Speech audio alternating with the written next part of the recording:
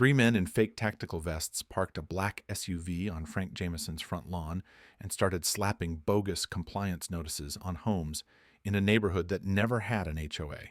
Their ringleader, calling himself Chief Inspector Warren, threatened residents, harassed an elderly widow, and barked orders like he ran the county.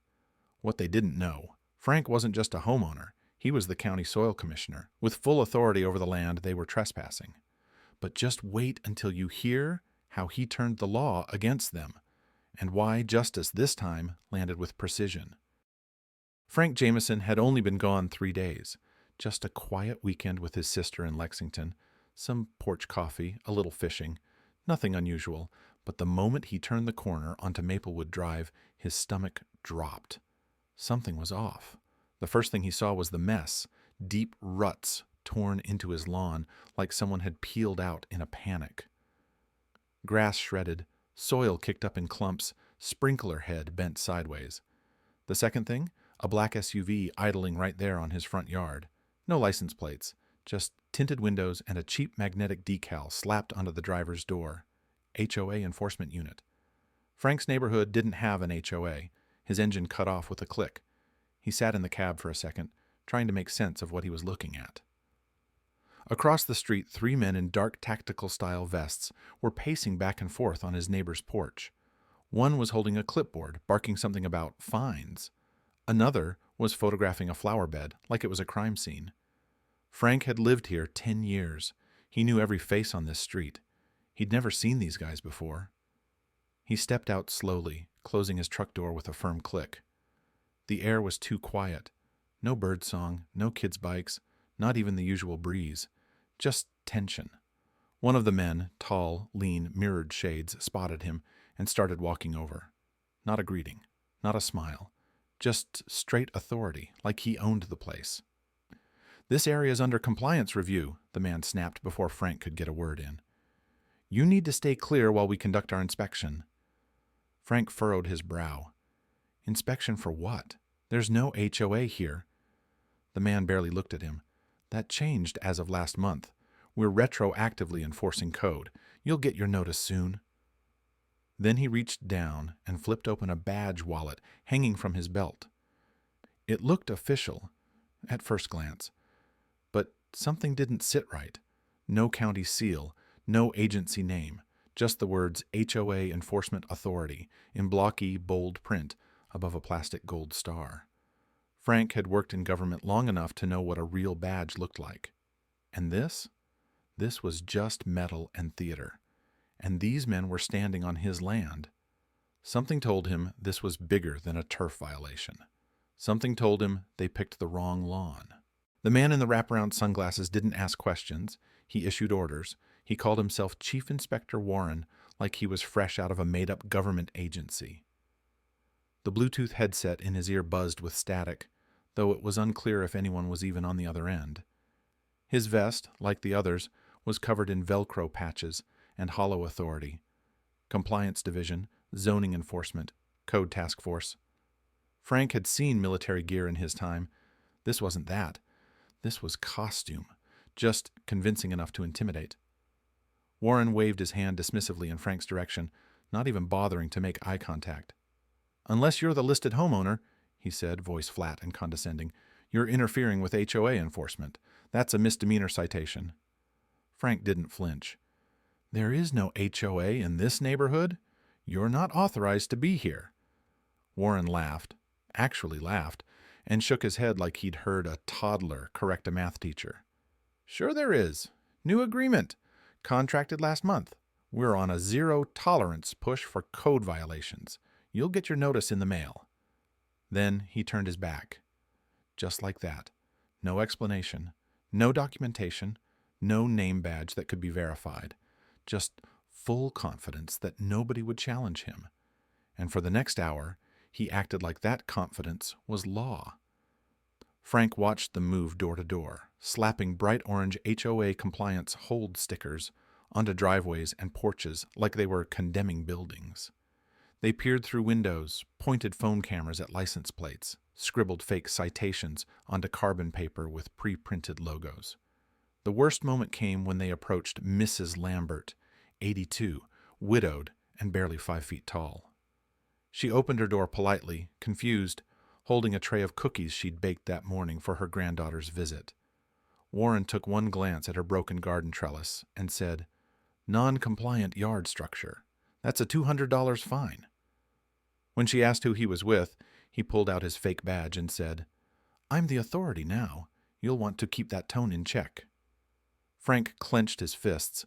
By the time they crossed back onto his side of the street, they'd knocked over a solar lamp in the Walker's yard, stepped through 2 flower beds, and tried to call for a tow on Mr. Alvarez's work van, parked legally in his own driveway. None of it was legal. None of it was real. But they weren't counting on legality. They were counting on fear. They weren't just trying to enforce rules.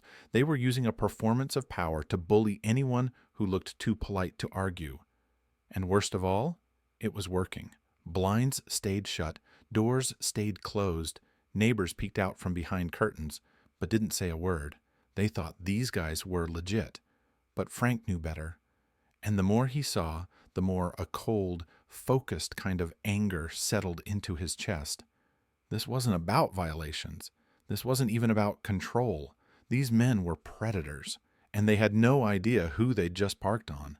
Warren had no idea who he was messing with. Frank Jameson wasn't just another quiet suburban guy with a pickup and a tidy lawn. He was the county's appointed soil and property boundary commissioner, a role most people had never heard of, but one with teeth. He handled easement disputes, land classification, runoff zoning, and, most critically, he had direct access to the Geographic Information System database used by the Sheriff's Department and County Court. He didn't carry a badge, but he wrote the rules the badge enforced. So, while Chief Inspector Warren strutted around with his fake citations and plastic star, Frank walked calmly into his house, locked the door, and sat down at his work laptop. Within minutes, he was logged into the county's internal GIS server. Parcel maps lit up in high resolution. He pulled the deed records for every lot on his block, overlaying zoning layers, homeowner status, and association contracts. There were none. Not a single HOA had ever existed here. Not registered, not private, not even pending. The entire neighborhood was zoned R1 residential freehold, with no third-party enforcement allowed under county code. Frank cross-referenced the time-stamped images he'd just taken of Warren's crew with the boundaries they were trespassing on. He annotated the screenshots, flagged the stickering incidents as defacement, and saved copies of every document with a digital chain of custody tag. By the 30-minute mark, he had a case file that would hold up in front of any judge. Then he picked up the phone and called the sheriff directly. Not a dispatcher, not a front desk. Sheriff Linda Braddock herself. "Linda," Frank said calmly but firmly, "I've got 3 men in unmarked vehicles impersonating county enforcement officers. They're threatening my neighbors, entering private property, and citing fake codes. I've pulled the land data already.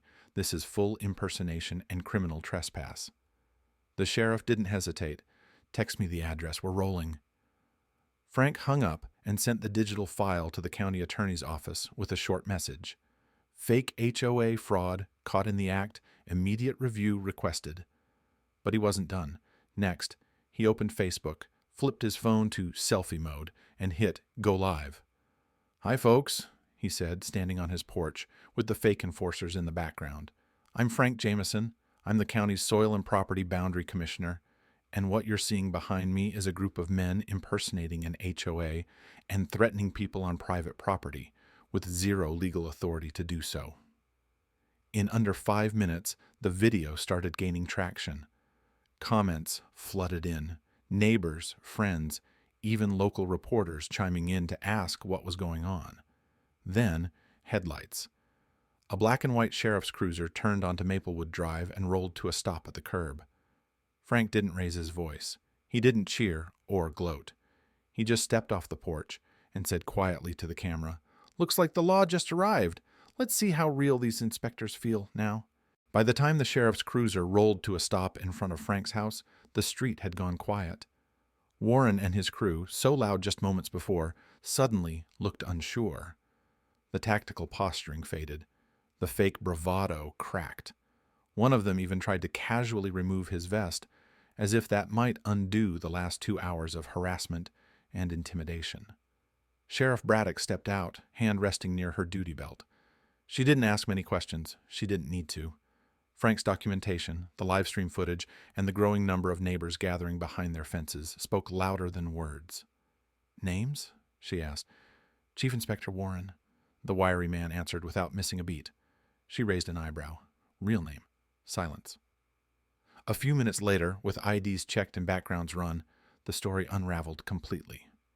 Warren was actually Darrell Wendell, formerly of Shelby County, where he'd been sued for operating a fake towing enforcement scheme.